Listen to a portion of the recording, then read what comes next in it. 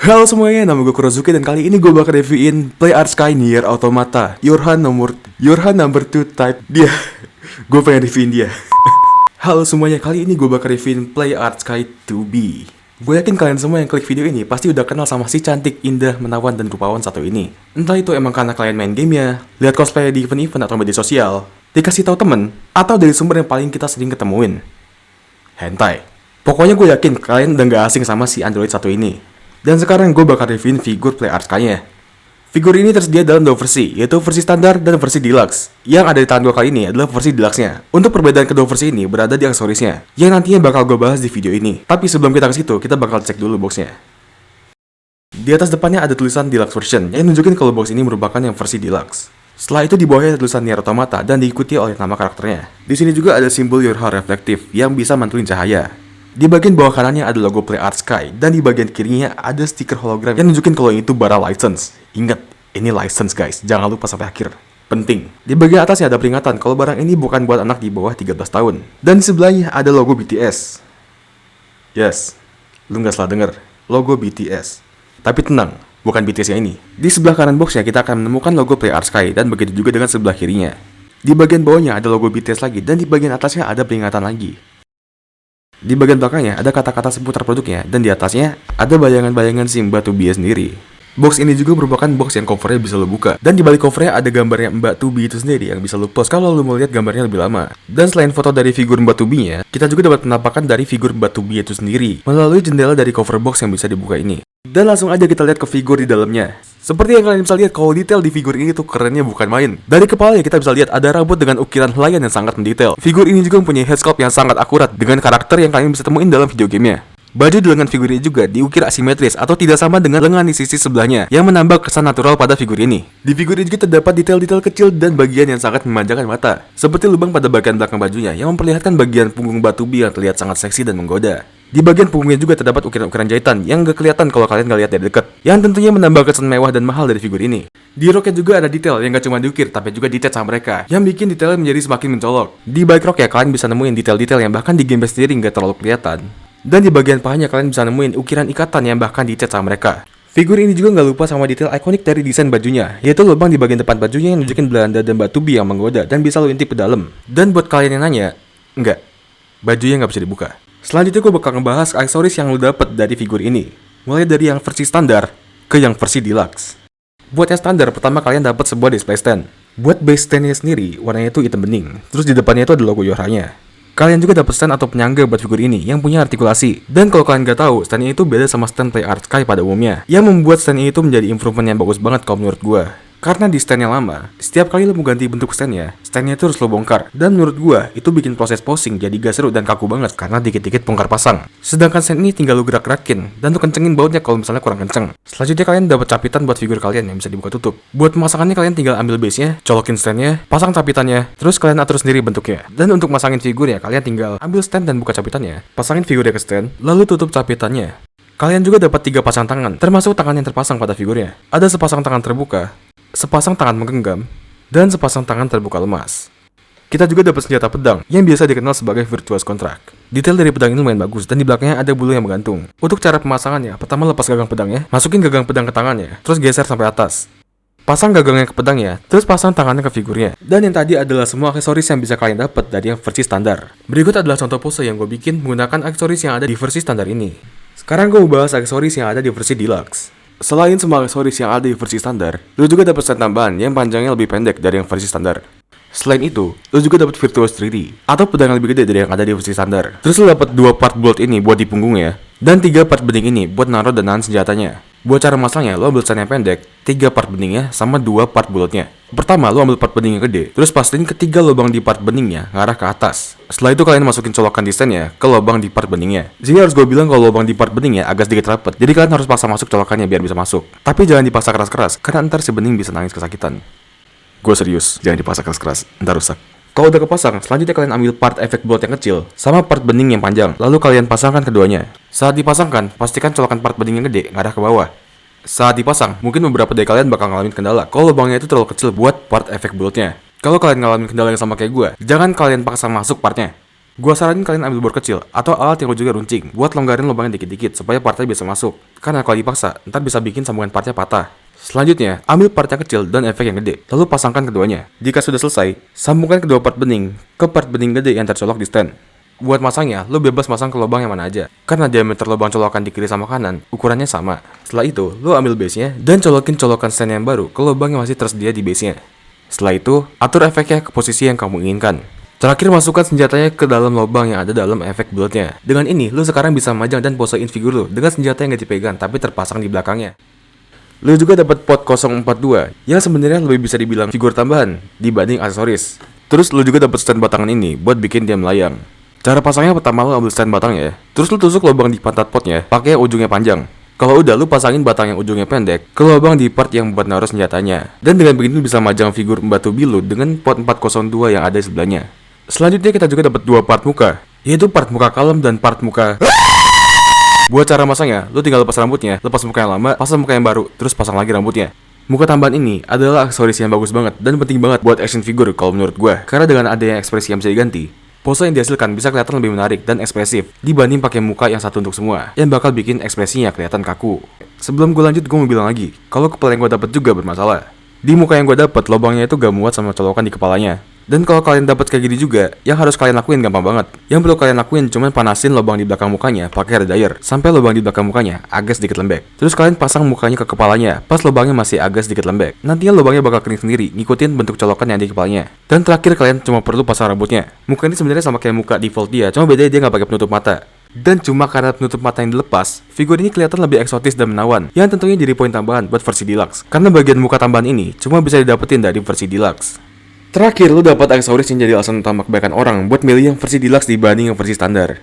Dan tentu saja, gua ngomongin pantatnya. Buat cara ngubahnya sendiri agak sedikit ribet dibanding aksesoris lain, jadi gua saranin buat lu pada tonton video ini baik-baik. Pertama, lu pegang di bagian dada sama pinggangnya. Terus tarik kedua bagiannya berlawanan arah sambil digoyang-goyangin. Di sini gue saranin kalian tariknya pelan-pelan aja, jangan pakai tenaga. Di dalam perutnya ada joan warna putih, sama kayak yang kalian lihat di aksesoris pantatnya. Usahain yang lepas tuh bagian putih dalamnya, bukan ball joinnya. Kalau misalkan kalian gagal, kalian pasang lagi terus coba lepas lagi. Tapi kalau bisa jangan sampai gagal, karena setiap kali ball join lepas, sendi di pinggang itu makin longgar. Dan kalau kalian gagal terus-terusan, joinnya tuh bakal longgar banget. Jadi usahain sebisa mungkin buat ngelepas join yang warna putih. Kalau udah berhasil, sekarang kalian lepasin kedua kakinya dengan cara muter-muterin sambungan yang ada di tengah-tengah pahanya. Buat kakinya kalian santai aja, karena ngelepas kakinya nggak seribet ngelepas pinggangnya. Selanjutnya kalian tinggal pasang bagian pinggangnya ke dadanya. Terus lanjut pasang kedua kakinya. Dan sekarang figur ini pun udah siap buat jadi bahan coli kalian yang bisa kalian gerakin. Buat pergerakan dan artikulasinya bakal gue jelasin setelah ini. Sebelumnya karena sendi di bagian pinggangnya sama aja, gue bakal pakai pinggang yang dari versi deluxe supaya artikulasinya lebih kelihatan. Mulai dari kepalanya bisa muter 360 derajat. Di lehernya terdapat 2 poin artikulasi dan juga bisa muter 360 derajat. Buat kepalanya bisa lihat ke atas sejauh ini dan nunduk ke bawah sejauh ini. Kepalanya juga bisa dimiringkan sejauh ini. Di pundaknya terdapat 2 poin artikulasi yang bisa bikin lengannya muter 360 derajat. Tangannya juga bisa direntangkan sampai sejauh ini. Di lengannya ada sendi rotasi yang bisa bikin lengannya diputer 360 derajat. Di sikutnya ada double joint yang bisa bikin tangannya nekuk kurang lebih 120 derajat. Dan bisa lebih kalau misalkan bulu-bulunya dibikin pakai bahan elastis biar gandaan artikulasinya, sama kayak mereka bikin pinggangnya, yang nantinya bakal gue bahas. Di pergelangan tangannya ada sendi puter di sini, sendi engsel di sini, dan ada sendi puter lagi di sini. Pinggangnya bisa muter 360 derajat, miring ke kiri sejauh ini, dan ke kanan sejauh ini. Pinggangnya juga bisa nunduk ke depan sejauh ini, dan ngejengkang ke belakang sejauh ini. Di selangkangannya ada sendi ratchet yang bisa dibilang keras banget, dan bagian pinggang yang fleksibel, yang bisa bikin dia ngangkang sampai selebar ini. Di sini kalian bisa lihat sendi ratchetnya dengan gigi yang dalam-dalam, yang mungkin jadi penyebab utama sendinya jadi keras banget. Dan gak cuma ngangkangnya, sendi rotasi di selangkangannya juga pakai sendi ratchet yang gak kalah keras sama sendi ratchet yang buat ngangkangnya, yang bikin kakinya cuma bisa dinaikin kurang lebih sejauh ini dan dipundurin kurang lebih sejauh ini. Tapi bukan berarti kakinya cuma bisa gerak segini, kakinya masih bisa digerakin lebih jauh dari ini. Ditambah lagi dengan pinggangnya yang dibikin pakai bahan elastis, yang memungkinkan kakinya buat digerakin lebih jauh. Cuma gue sengaja gak tunjukin di sini, karena gue terlalu takut buat maksa joinnya gerak lebih jauh. Dan gue saranin kalian jangan coba-coba juga, karena ntar figur kalian bisa rusak. Buat pahanya bisa muter 360 derajat. Di lututnya ada double joint yang bisa bikin kakinya nekuk sejauh ini. Di pergelangan kakinya kita ketemu ratchet joint lagi, yang bisa bikin kakinya mundur sejauh ini dan maju sejauh ini. Kakinya juga bisa diputar 360 derajat. Dan kalau lu puterin sendi kakinya 90 derajat, lu bisa miringin kakinya ke kiri sama ke kanan. Setelah Simba Tubi, sekarang gue mau bahas artikulasi yang ada di pot 402-nya. Di tangan kecilnya cuma ada 1 poin artikulasi yang bisa diputar 180 derajat. Sedangkan di tangan gedenya ada 2 poin artikulasi yang bisa diputar 180 derajat di sini dan 180 derajat di sini. Dan gak ada artikulasi buat telapak tangannya. Buat perbandingan skalanya, di sini kita bisa lihat figurnya sebelah Bring Arts to Be, Figma Yunarukami, SHF Kamen Rider, High Grade Mbah Origin, dan 2B skala 1/6 dari Super Dark. Jadi ukuran dia itu lebih kecil dari figur skala 1/6. Tapi bukan figur skala 1/7 juga, karena figur ini juga lebih tinggi dari skala 1/7. Jadi bisa dibilang figur ini itu skalanya tengah-tengah skala 1/6 sama 1/7.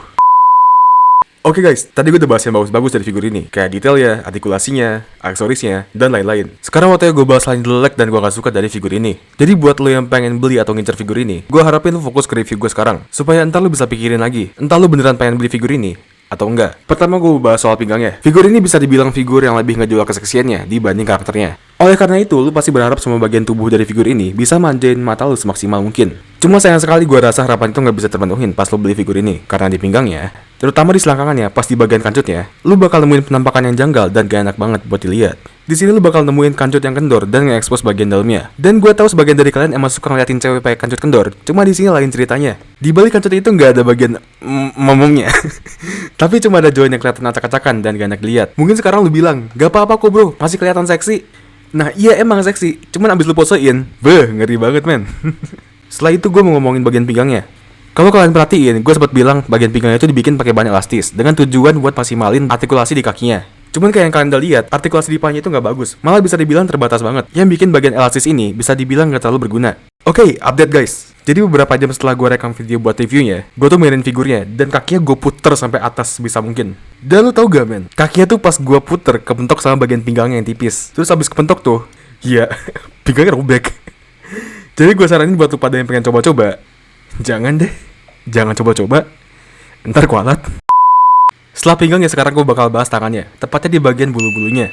Kalau kalian perhatiin pas gue bahas bagian artikulasinya, kalian bisa lihat sendinya tuh masih punya celah. Yang berarti tangannya tuh masih bisa tekuk lebih jauh. Cuman gak bisa, karena kalangan sama bulunya. Nah yang bikin penasaran, kenapa di bagian selangkangannya yang gak perlu-perlu banget dibikinin pakai bahan elastis, tapi tangannya yang jelas-jelas kalangan dibikinnya pakai plastik keras. Lu bayangin deh, kesel gak sih?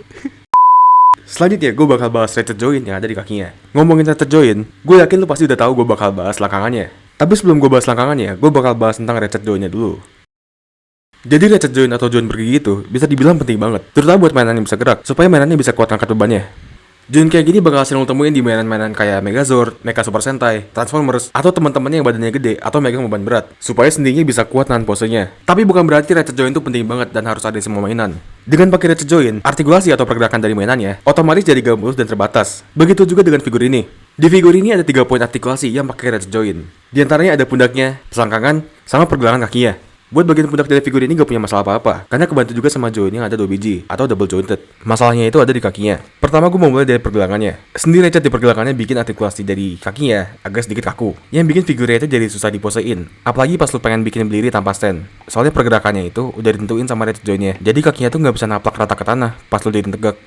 Selanjutnya gue mau bahas selangkangannya. Gue yakin lu pada tahu kenapa gue bahas ini. Selangkangannya itu ya men, keras ya bukan main, sumpah gak bohong. Gue ngomong gini mungkin kedengarannya kayak gue ngelebih-lebihin. Cuma seriusan guys, gue gak bercanda. Sendinya keras banget. Dan kerasnya tuh gak kayak keras solid atau serat gitu. Kerasnya tuh kayak keras mau patah.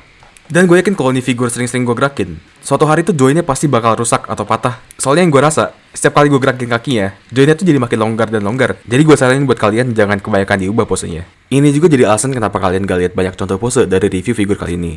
Dan buat kalian yang beli versi deluxe, karena yang versi deluxe dapat selangkangan tambahan sebagai aksesoris, kalian bisa jadiin selangkangan tambahannya sebagai cadangan kalau misalkan yang satu rusak. Oke, update lagi guys. Kakinya tuh sekarang jadi lus banget, dan lu pegang dikit aja, kakinya tuh udah kayak goyang-goyang gitu guys.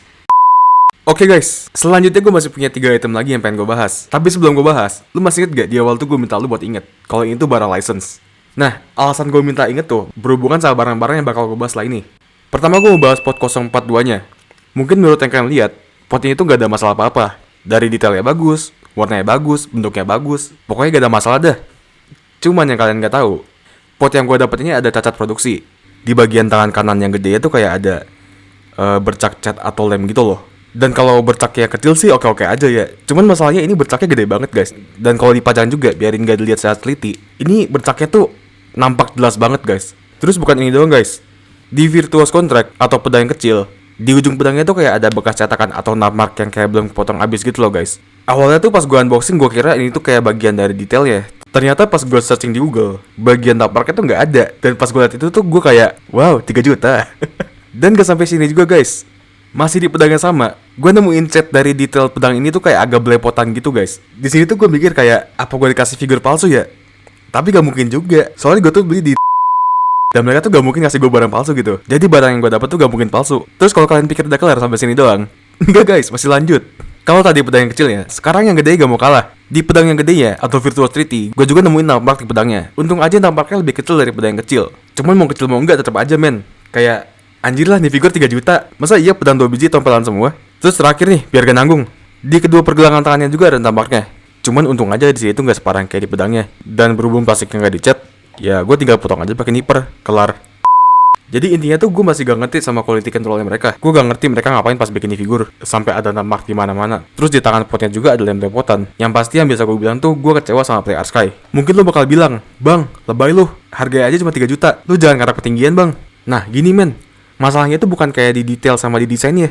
Tapi yang gue permasalahin tuh kayak di pengawasan mereka sama kualitas produksinya men. Kalau buat masalah detail, desain, sculpting, ini figur gue acungin jempol. Dan untuk kualitasnya bisa dibilang ini figur tuh lumayan bagus kualitasnya.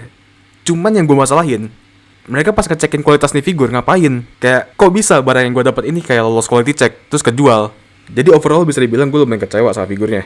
Walaupun figur ini merupakan figur yang indah, figur ini tuh bukan buat semua orang. Di balik keindahan dan kemenawanannya, figur ini tuh nyimpen banyak kekurangan.